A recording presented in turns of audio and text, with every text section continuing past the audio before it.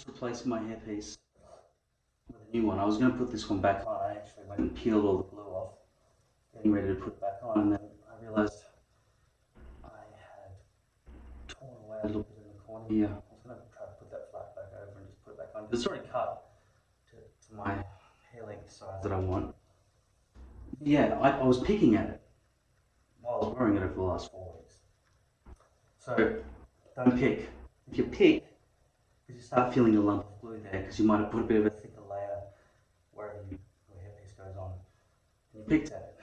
So it makes me not want to use it anymore.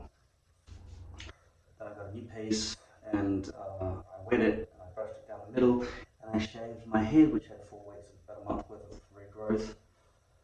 And I looked again what it looks like for me to have that length baldness in my hair, and I thought, no, it's got to be the hairpiece. It's always going to be the hairpiece. And the other thing is, if I take the hairpiece off, and it's so easy for me now because it's winter, it's the middle of winter, it's about 7 degrees Celsius. I can only guess that's about 50 degrees Fahrenheit. So I'm just going to show you this hairpiece that I just put on. There'll be probably some tweaks I need to make over the next few days. But yeah, basically this has been bleached at the front, as I've shown you many times.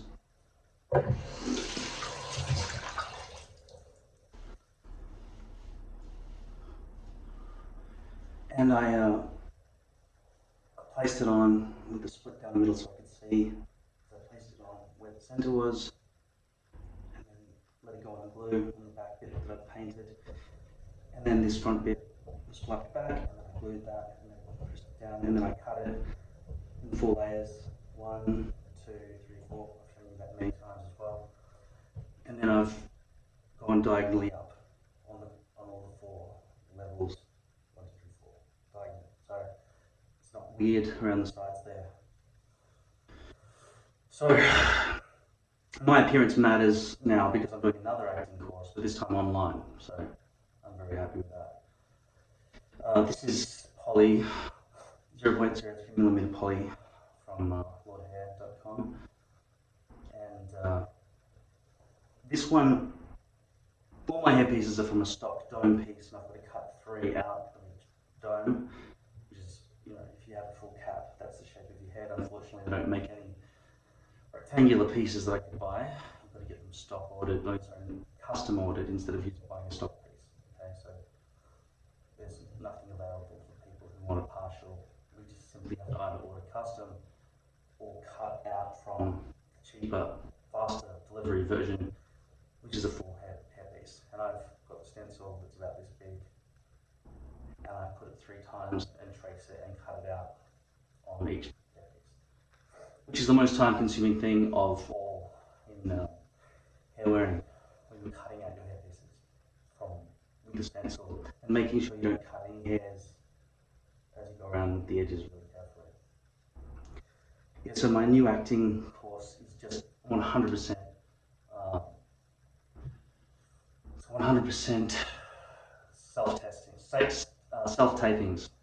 So I'm taking this opportunity in front of a green screen that I've got to film my acting based on the 3 or 4 options of scripts they give me for my age group, which is between 40 and 75 years old. That's my age range now, people. I'm now between 40 and 75. So something happens as you get older. You can just sort of have conversations with anyone who's not young now. Before there was a ledge over here where you can't sort of speak to the older people because you can't relate, they don't understand you. They give you advice which is not applicable. For example, if I were to give advice to somebody in the Z generation who were born in year 2000 onwards kind of deal, my generation's version of what was deemed cool is not applicable to them, because they're just passing notes in class with digital devices like phones and stuff. So comebacks have to be online, but then people can gang up with you online. They can recruit 30 people, boom, and just slam another Z generation person until they kill themselves.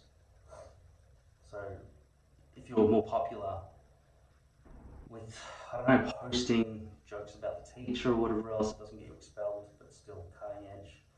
I'm assuming, I don't think people are getting brownie points for being nerdy. They'd be the people who succeed in life, but not the people who succeed at school in terms of popularity, I assume. Unless the Z generation have looked to the older generation and seen that nerds succeed and get all the girls and helicopters and islands, maybe now they've learned that's the way to do it. I don't know if they've learned that or not. At any rate, the seam here, the join at the perimeter, I put it back a bit further than I thought was right, because I've generally got a problem where I've left a gap. Even though it looks like I'm placing it correctly all the way around the back here, I generally find that there's a gap. And so this time I went further than I thought, and now it seems to be quite exact with its aim. Obviously I'll wear hair products when I get up and go to a 50th birthday party tomorrow. Instead of just having it flowing freely. And I think the reason it sort of blends nicely on the sides is just because of the diagonal cut, which I used to leave it for a couple of days and then finally do the diagonal cut.